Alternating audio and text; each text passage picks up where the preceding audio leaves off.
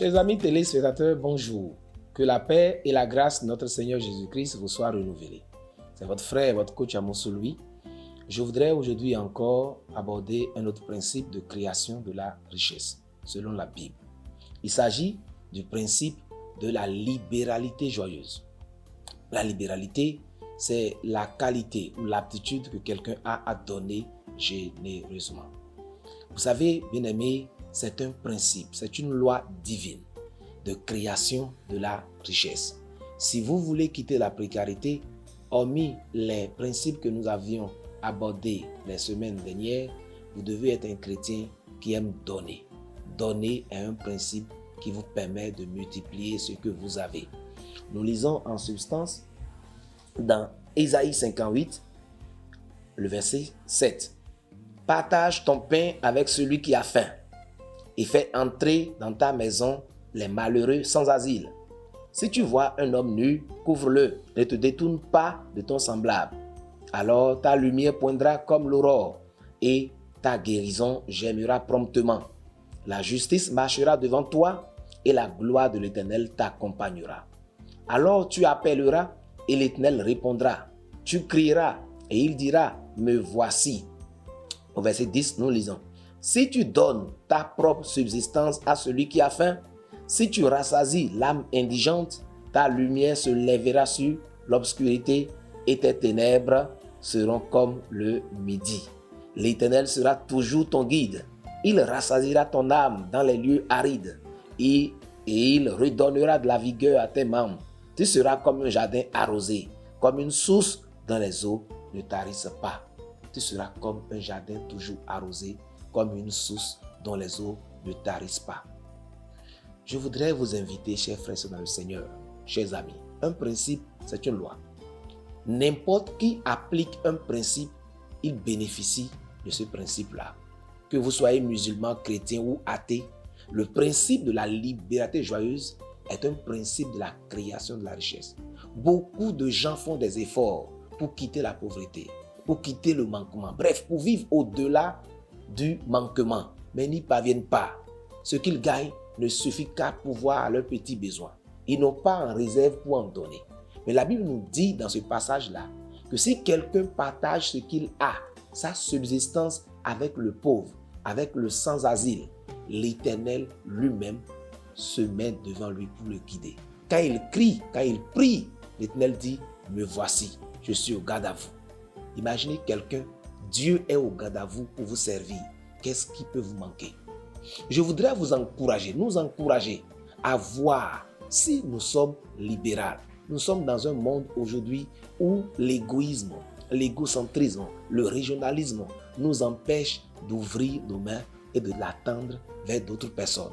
La Bible dit que celui qui partage son pain avec son prochain, l'Éternel Dieu le couvrira, la gloire de l'Éternel l'accompagnera. Si la gloire de Dieu est avec vous, vous serez prospère comme Joseph. Si la gloire de Dieu est avec vous, vous serez riche comme Isaac. Si la gloire de Dieu est avec vous, vous allez être élevé. Et la Bible nous dit d'ailleurs dans le livre de Jacques, chapitre 1, verset 27, que la meilleure religion, la meilleure manière d'adorer Dieu, c'est de tendre la main aux orphelins, aux veuves, aux personnes en difficulté. Je m'en vais plus loin dans ce principe en vous parlant de passages de 2 Corinthiens 9, 6 à 11, que je n'ai pas le temps de lire. Dans ce passage-là, l'apôtre Paul dit, celui qui sème abondamment récolte abondamment, mais celui qui sème peu récolte peu.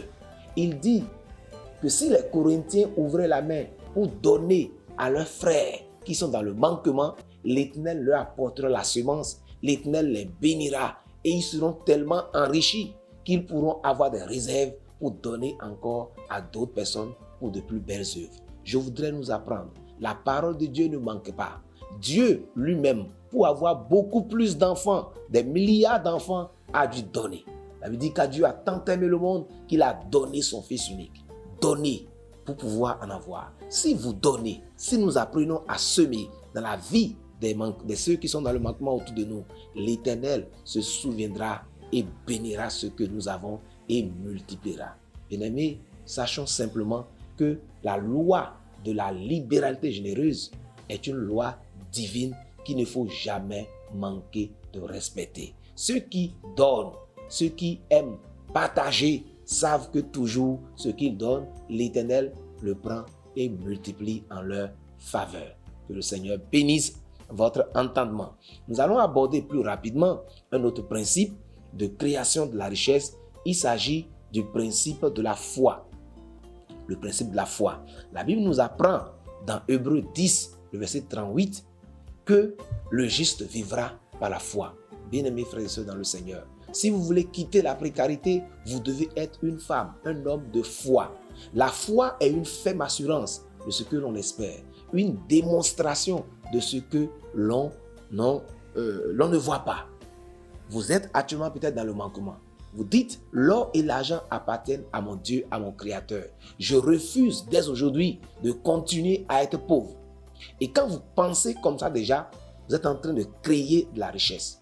Les idées de créativité, des pensées de développement vont vous venir. Parce que ce que l'on veut, que l'on reçoit. La Bible n'a-t-elle pas dit qu'il vous sera fait selon votre foi? Si je crois fermement déjà à ce que j'espère, je pose des actes par rapport à ce que j'espère, je verrai ces choses-là s'accomplir. Bien-aimés dans le Seigneur, la Bible nous apprend que tous ceux qui ont fait des succès, des exploits avec l'Éternel dans le temps, ont été des personnes qui ont fait preuve de foi. C'est par la foi que Noé construisit l'arche. C'est par la foi que les David ont vaincu des lions, ont vaincu Goliath et leur situation a changé. Si vous avez la foi pour entreprendre, pour semer, pendant que tout le monde dit ce n'est pas l'heure de semer. Si vous avez la foi pour créer, pendant qu'on dit c'est impossible d'atteindre la richesse, vous allez voir que votre esprit étant disposé à entreprendre, étant disposé à essayer, lorsqu'on a dit que c'est impossible, vous permettra de faire ce qui est impossible. Et tous ceux qui ont pu réussir, c'est ceux qui ont essayé de faire ce qui était impossible. On a dit à Thomas Edison, vous avez échoué 1000 fois. Il dit, j'ai découvert simplement 1000 manières de ne pas créer la lumière électrique. Alors vous aussi, réfléchissez, voyez ce que vous pouvez entreprendre. Croyez en vous, croyez en Dieu, que votre Dieu est celui qui élève. La Bible dit que l'élévation ne vient ni de l'Occident, ni de l'Est, mais c'est de l'Éternel. Et l'Éternel bénit ceux qui ont la foi. Ayez foi, entreprenez et devenez riches.